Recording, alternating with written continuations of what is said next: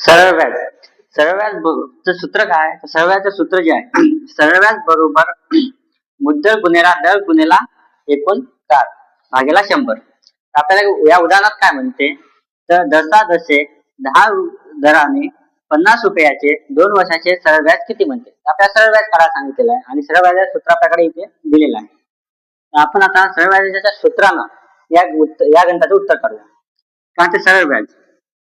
सरळ व्याज बरोबर आपल्याला मुद्दल किती दिलेले आहे, आपल्याला मुद्दल दिलेले आहे एकूण 500 रुपये. आपण मुद्दल घेऊ आपण 500 गुणेला दर किती दिलेला आहे, तर आपल्याला जे दर दिलेला आहे ते आपल्याला 10% दिलेला आहे. 10 गुणेला कालावधी किती दिलेला आहे, तर आपल्याला कालावधी दिलेला आहे हे 2 वर्षासाठी 2 भागेला 100. आता काय करूया आपण, तर आपण आता काटाकुटी करूया. हे एक शून्य गेलेला, हा एक शून्य गेला. आपल्याकडे शिल्लक काय राहिलेला आहे, तर सरळ व्याज बरोबर 50 गुणेला 2 म्हणजेच काय, तर आपला सरळ व्याज हा 100 आलेला आहे.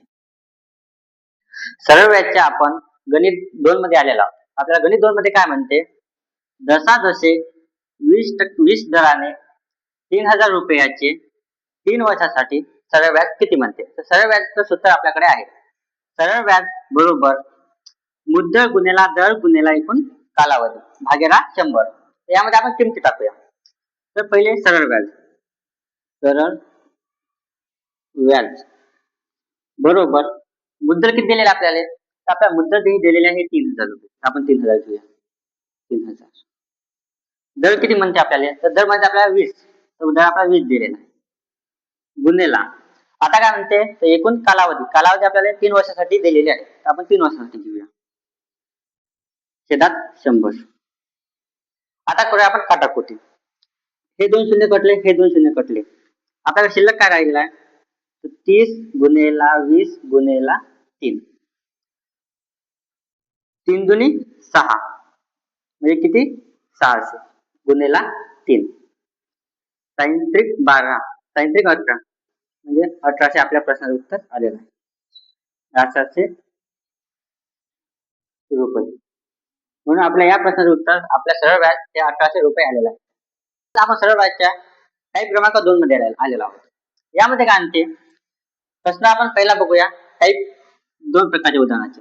जसा जसे 10% दराने 100 रुपयाचे 2 वर्षाचे सरळ व्याज किती म्हणते. 10 दराने.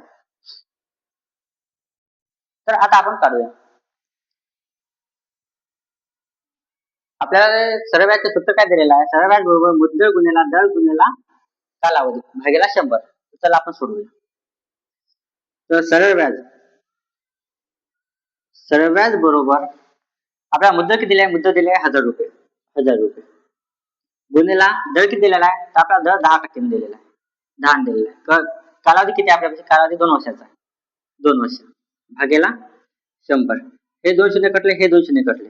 आपल्याकडे शिल्लक काय राहिलं, 10 गुणेला 10 गुणेला 2 10 10 100 100 गुणिले 2 200 म्हणजे आपला सरळ व्याज जे आलेला आहे, सरळ व्याज बरोबर 200 रुपये.